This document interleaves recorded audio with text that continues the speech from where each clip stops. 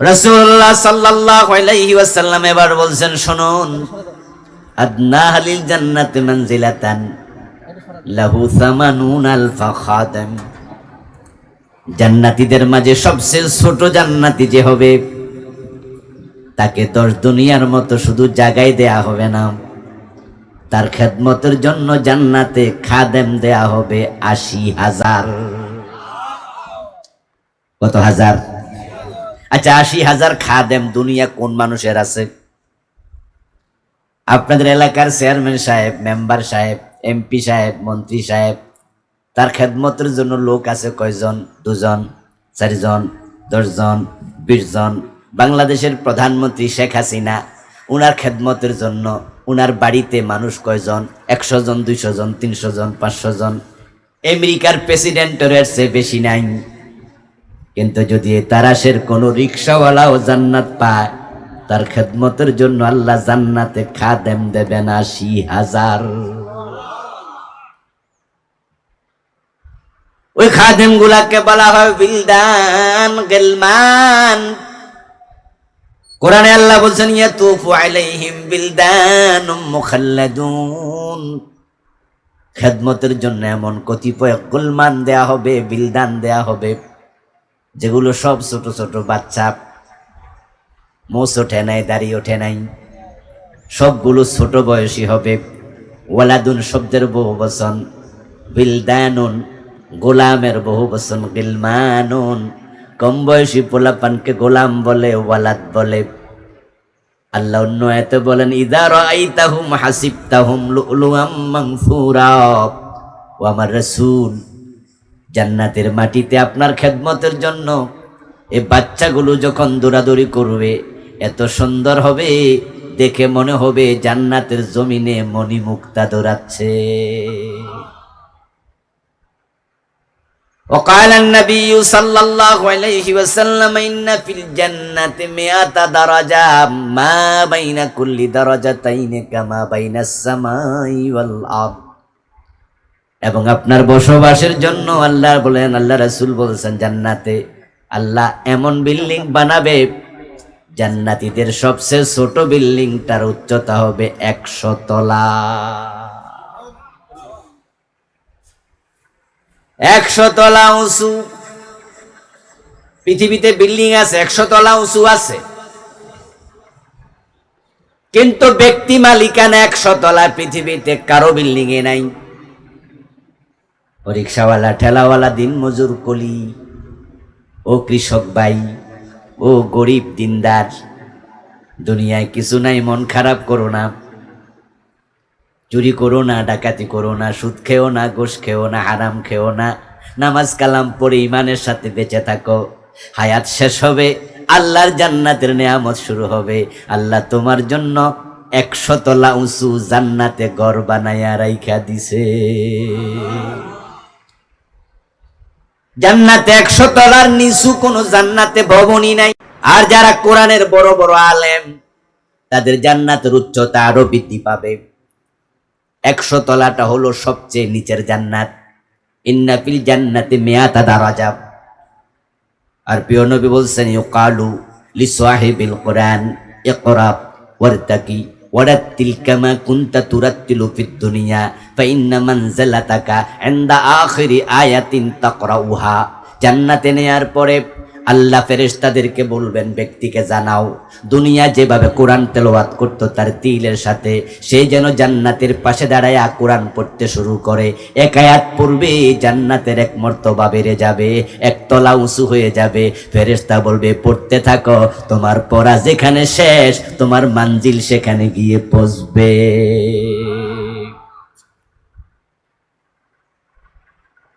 আজকের পৃথিবীতে 100 তলা বিল্ডিং কোন পৃথিবীর কারো মালিকানায় নেই। বাংলাদেশে তো নাই, 50 তলাও নাই। সবচেয়ে বড় বিল্ডিং যেটা বাংলাদেশে, সেনা কল্যাণ ভবন মতিঝিল, ওটা 28 তলা উঁচু। ওটার মালিক একজন ব্যক্তি না রাষ্ট্র। মালয়েশিয়া টুইন টাওয়ার সবচেয়ে বড় বিল্ডিং, অনেক উঁচু। এখানে মালয়েশিয়া গেছে এমন লোক 2-4 জন থাকতেই পারে। আমিও গেছি 8-10 বছর আগে।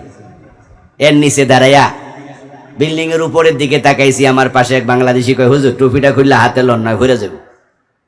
আসলে বাস্তব, কারণ মাথায় এমন ভাবে চাওয়া লাগছে, এটা মাটিতে পড়ে গেলে নষ্ট হয়ে যেতে পারে, ধুলাবালি লাগবে, এজন্য আমার বলছে হাতে লই আসান, এত উঁচু। ওটার মালিক ব্যক্তি নয়, মালিক হলো রাষ্ট্র, মালিক হচ্ছে গ্রুপ অফ কোম্পানি, বড় বড় ব্যবসায়ীরা। পৃথিবীর সবচেয়ে বড় বিল্ডিং বুর্জ টাওয়ার দুবাইতে, নাকি? দুবাই গেছে, এখানে অনেকে আছেন। এই রমজানে আমি দুবাইও গেছিলাম, বুর্জ টাওয়ারও গেছি। অনেক উঁচু বিল্ডিং, পৃথিবীর সবচেয়ে বড় বিল্ডিং, মালিক কিন্তু ব্যক্তি না, মাল্টিন্যাশনাল কোম্পানি। সৌদি আরবে একটা আছে ক্লক টাওয়ার, মক্কা শরীফের সাথে। আপনারা উমরায় যারা গেছেন, হজে গেছেন, দেখছেন না? এটার মালিক কি কোনো ব্যক্তি না, এটা ওয়াকফুন লিল হারাম। এটা ওই দেশের সরকার কাবা শরীফ, হারামাইন শরীফাইন মদিনার জন্য ওয়াকফ করে দিয়েছে। ব্যক্তি মালিকানার পৃথিবী কারোই 100 তলা বিল্ডিং নাই। আর আপনি ঠেলাওয়ালা হন আর দিন মজুর হন, জান্নাত পাবেন, সবচেয়ে ছোট বিল্ডিং হবে 100 তলা। এখন দুনিয়ার যে বিল্ডিং গুলো আছে, এগুলো কি দিয়ে বানানো হলো? আমেরিকার টুইন টাওয়ার ছিল, যেটা ভেঙে গেছে, বোমাবাজি করে ভেঙে ফেলছে। দুবাই আপনার বুর্জ আছে, মালয়েশিয়াতে টুইন টাওয়ার আছে, সৌদি আরবে ক্লক টাওয়ার আছে।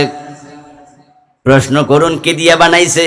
উত্তর হলো সিমেন্ট দিয়া, বালি দিয়া, ইট দিয়া। হযরত আবু হুরায়রা প্রিয় নবীকে প্রশ্ন করেছিলেন, ইয়া রাসূলুল্লাহ, জান্নাতে যে আপনি বললেন সবচেয়ে ছোট বিল্ডিংটা 100 তলা হবে, মা বেনা উহা, ওইটা আল্লাহ কি দিয়ে বানাইছে? আবু হুরায়রার প্রশ্নের জবাবে প্রিয় নবীজি বলছেন, লাবেনাতুম মিন যাহাবিন ওয়া লাবেনাতুম মিন ফিদ্দা। আবু হুরায়রা শোনো, জান্নাতের বিল্ডিং এর একটা ইট হবে স্বর্ণের, আর একটা হবে রূপা।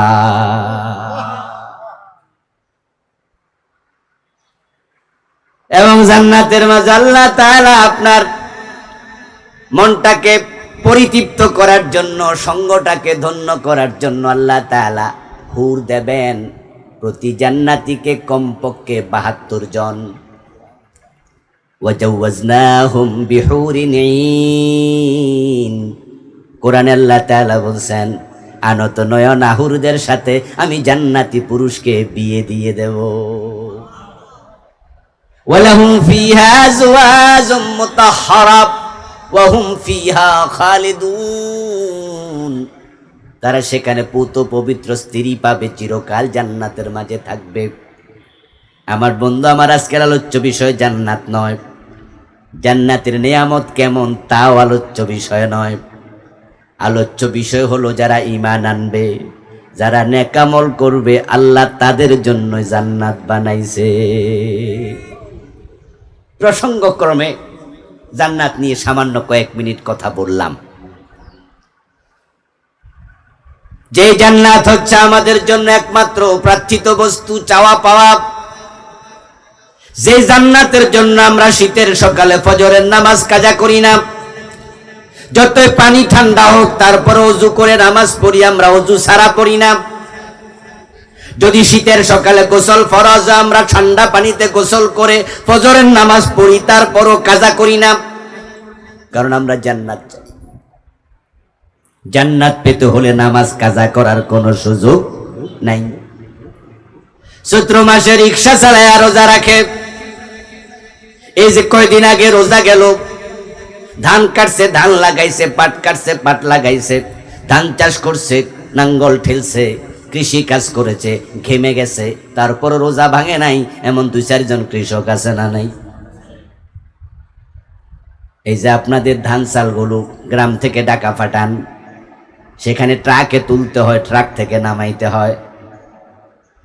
এমন কিছু কুলি আছে দমন্যা ধানের বস্তা কান্দে লইয়া ট্রাক থেকে নামায়, তারপর রোজা ভাঙে না, ঘামতে ঘামতে অস্থির হয়ে যায়, রিক্সা চালায়, রোজা ভাঙে না।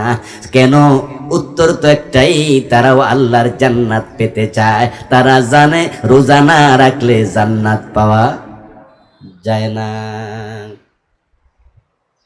5 লাখ টাকা 7 লাখ টাকা খরচ করে হজে চলে যায় আল্লাহর জান্নাত পাওয়ার জন্য। যুদ্ধের মাঠে যায় তলোয়ার হাতে নিয়ে হাসতে হাসতে শহীদ হয়ে গেছে এমন মুজাহিদ আছে না নাই? উদ্দেশ্য একটা জান্নাত পাওয়া যাবে। কোন এক যুদ্ধে রাসূলুল্লাহ সাল্লাল্লাহু আলাইহি ওয়াসাল্লাম যুদ্ধের ফাঁকে মুজাহিদদেরকে জিহাদ নিয়ে শাহাদাত নিয়ে উজ্জীবিত করছেন, বক্তৃতা দিচ্ছেন। বক্তৃতা শুনতে গিয়ে এক সাহাবী দাঁড়ায়া দাঁড়ায়া খেজুর খাচ্ছিল। প্রিয় নবী সাল্লাল্লাহু আলাইহি ওয়াসাল্লামকে প্রশ্ন করলেন, ইয়া রাসূলুল্লাহ, এই যে জিহাদের ব্যাপারে আপনি আমাদেরকে উৎসাহ দিচ্ছেন, এই জিহাদে যদি আমি শহীদ হয়ে যাই তাহলে আল্লাহ আমাকে কি পুরস্কার দেবেন? প্রিয় নবীজি বললেন, যদি শহীদ হতে পারো তাহলে ডাইরেক্ট আল্লাহর জান্নাতে ঢুকতে পারবে। আল্লাহ তোমাকে ডিরেক্ট জান্নাতটা পুরস্কার হিসেবে দিয়ে দেবেন। যেটা আগে দিন তো। এই কথা শোনার সাথে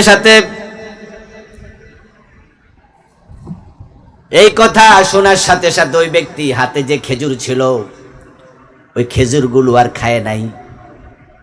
বলতেছিল, যদি শহীদ হলে ডাইরেক্ট জান্নাত পাওয়া যায়, খেজুর খেয়ে আর সময় নষ্ট করব না। হাতে তলোয়ার নিয়ে যুদ্ধের মাঠে চলে গেলেন। যুদ্ধ শেষ হয়ে গেল। যুদ্ধ শেষ হওয়ার পরে ওই দিন যারা শহীদ হলেন তাদের লাশগুলো একসাথ করা হলো। রাসূলুল্লাহ সাল্লাল্লাহু আলাইহি ওয়াসাল্লাম লাশগুলো দেখার জন্য পর্যায়ক্রমে টুকটুক করে হাঁটছেন। হাঁটতে হাঁটতে ওই লাশের সামনে গেলেন। প্রিয় নবী সাল্লাল্লাহু আলাইহি ওয়াসাল্লামকে একজন সাহাবী বললেন, ইয়া রাসূলুল্লাহ, এই যুবকটাকে চিনেন নাকি? এই হলো সেই ব্যক্তি যে আপনাকে প্রশ্ন করেছিল শহীদ হলে কি পুরস্কার পাবে। আপনি বলেছিলেন আল্লাহর জান্নাত ডাইরেক্ট পাওয়া যায়। এই লোকটা তখন হাতের খেজুর খাওয়া বন্ধ করে বলেছিল, তাহলে খেজুর খেয়ে আর সময় নষ্ট করতে চাই না। আমার রাসূল তখন বললেন, তোমরা সাক্ষী থাকো, আল্লাহর জান্নাতে সে এখন নেয়ামত খাচ্ছে। যে জান্নাতের জন্য আমরা আল্লাহ তাআলার পথে জান দিতে রাজি, সব কষ্ট স্বীকার করতে রাজি, ওই জান্নাত কেমন হবে সংক্ষেপে একটু বললাম। ওই জান্নাত পাওয়ার জন্য আল্লাহ তাআলা কোরআন মাজিদে দুটি শর্ত দিয়েছেন। এই দুই শর্ত যারা পূর্ণ করবে তাদেরকে তিনি জান্নাত দেওয়ার ঘোষণা দিয়েছেন। আর এই দুই শর্ত যারা পূর্ণ করবে না তারা জান্নাত পাবে না, কারণ আল্লাহর কথার মাঝে কোনো হেরফের নাই। আমি আপনাদের কাছে সূরা বুরুজের 9 নম্বর আয়াত পড়েছি। আল্লাহ তাআলা একই কথা কোরআনের অন্য অন্য জায়গায় বলেছেন।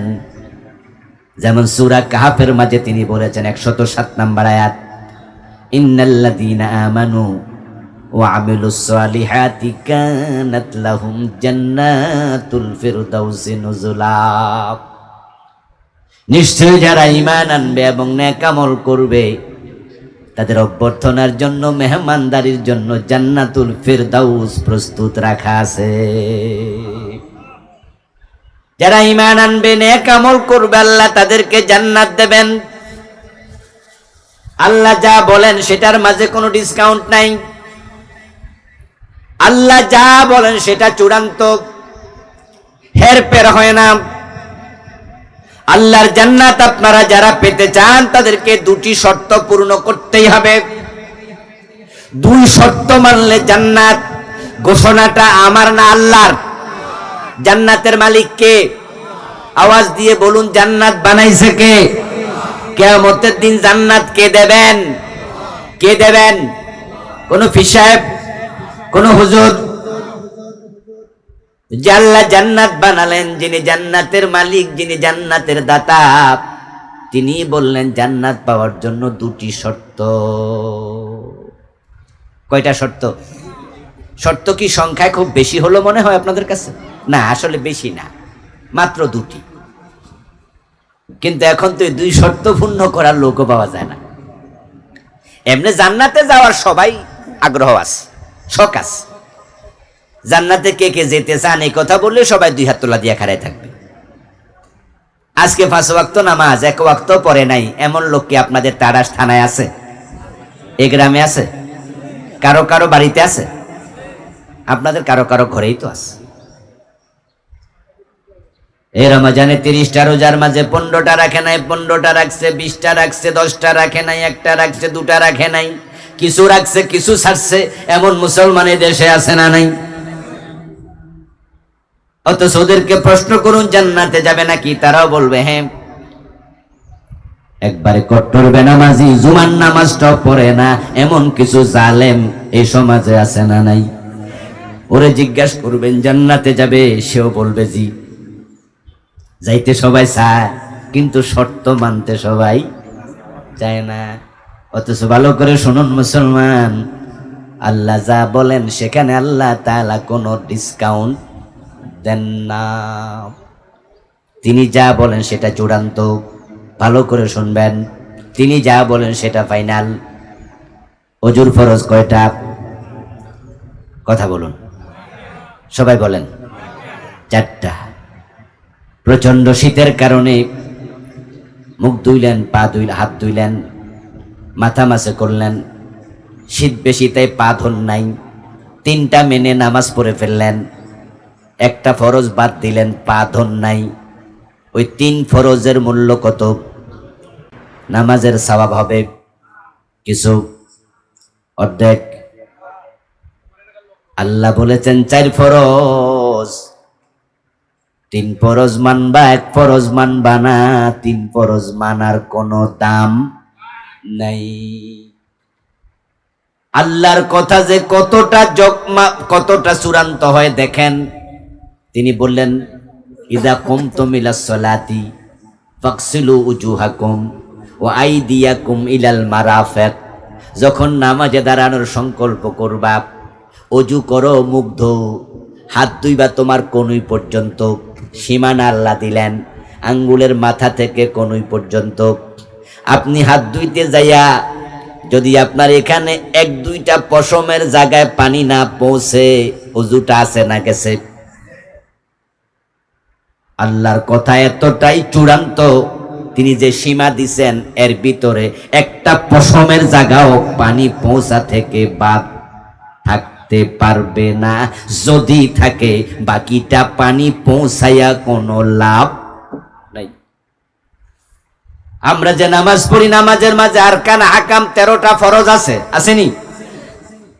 কেউ যদি 12টা ফরজ মানে একটা ফরজ বাদ দিয়া নামাজ পড়ে, ওই 12 ফরজের নামাজে সওয়াব পাবে, কিছু পাবে আংশিক। বরং 13 ফরজের জায়গায় 12 ফরজ মেনেছেন, 1 ফরজ মানেন নাই, ওই 12 ফরজের কোনো দাম নাই। এবার বলুন তো, জান্নাতে যাওয়ার জন্য যে 2 শর্ত, 2টাই মানবেন না একটা বাদ দিবেন? 2টা মানলে জান্নাত। 1 নাম্বার শর্ত ঈমান, 2 নাম্বার শর্ত নেক আমল। এখন বাংলাদেশে প্রথম শর্তে সবচেয়ে বেশি ঘাটতি চলছে, ঈমানের বড় অভাব চলছে। দ্বিতীয় শর্ত পূর্ণকারী মানুষ এখনো কিছু আছে। দ্বিতীয় শর্ত নেক আমল, নামাজ, রোজা, হজ, যাকাত, তাসবিহ, তাহলিল, জিকির, আজকার, জিহাদ, মুজাহাদা, এই সব হলো দ্বিতীয় শর্ত। নেক আমল প্রথম শর্ত হলো ঈমান। বাংলাদেশে ঈমানদারের সংখ্যাই সবচেয়ে কম। টুপি আছে, দাড়ি আছে, পাজামা পাঞ্জাবি, পাগড়ি মেসওয়াক সব আছে, অথচ ঈমান নাই, এমন মানুষের অভাব। قال النبي صلى الله عليه وسلم يأتي على الناس زمان يجتمعون في المساجد ليس فيهم مؤمن। এমনটা যে হবে, প্রিয় নবীজি 1400 বছর আগে বলে গেছেন, এমন এক জামানা আসবে যে জামানার মানুষগুলো ইয়াজতামিউনা ফিল মাসাজিদ, তারা মসজিদে একসাথ হবে, নামাজ রোজা করবে, লাইসা ফিহিম মুমিন, অথচ তাদের মাঝে একটারও ঈমান থাকবে না। ঈমান ভেঙে যাবে, ঈমানহীন মানুষ হবে।